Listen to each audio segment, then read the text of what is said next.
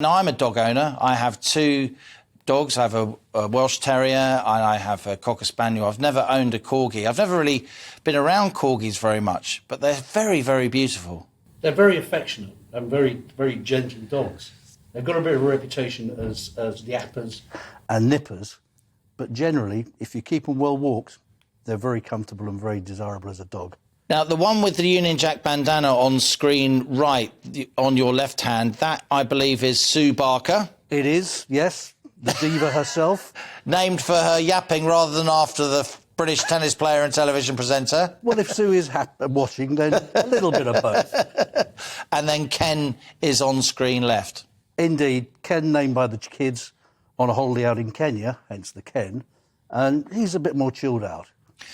So why do you think Corgis have prevailed so much at Buckingham Palace? What is it about them that you think Her Majesty has really found that's connected with her? They've become synonymous with her. They've become synonymous with the royal family. I think they're a breed that, little as they are, have huge characters. And I'm sure she enjoys the downtime with these guys because, you know, look at them now.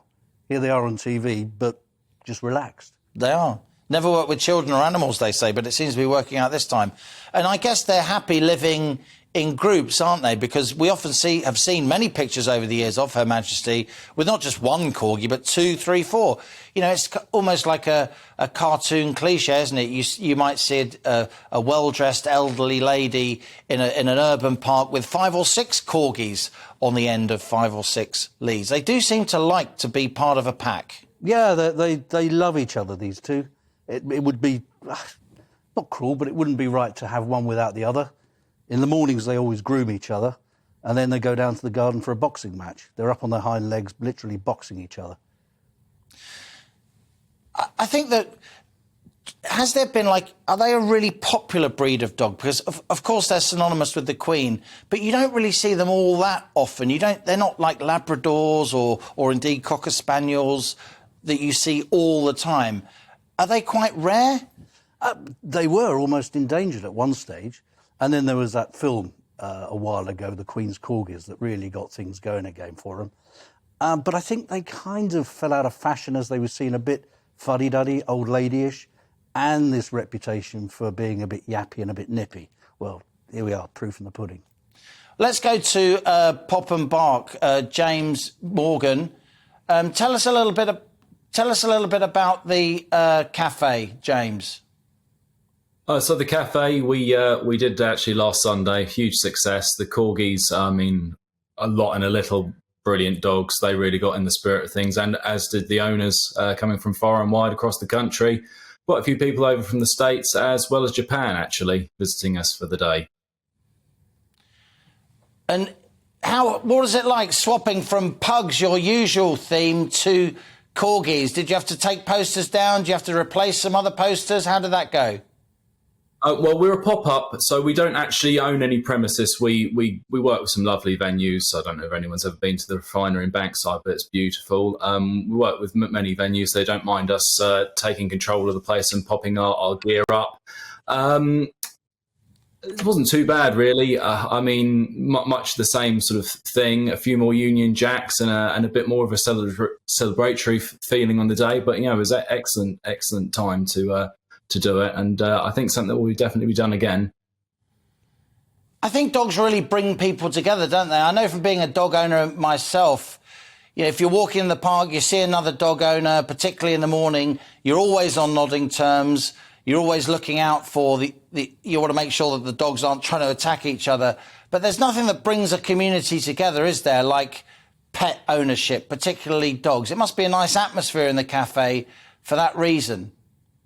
It really is. It's something particularly special. We initially started up for our boy, our dog, who's not a particularly healthy dog. But we thought if we got a second chance at life, we'd really make it one worth living. We noticed when we organised these meetups in the park that there was a huge sort of community feel to it, and something very special. We found like we'd created our own tribe of very special people and dogs. When we brought that inside, that just sort of turbocharged the whole thing. People may not be sort of particularly easy about opening up about themselves, but, you know, great conversation starter. This is my dog. They're beautiful. Easy to talk to, and very powerful being in a room full of 180 people who share the same joy about something. It's honestly, it's a marvelous atmosphere. I recommend everyone come and join or do something like that with your dog, with fellow lovers.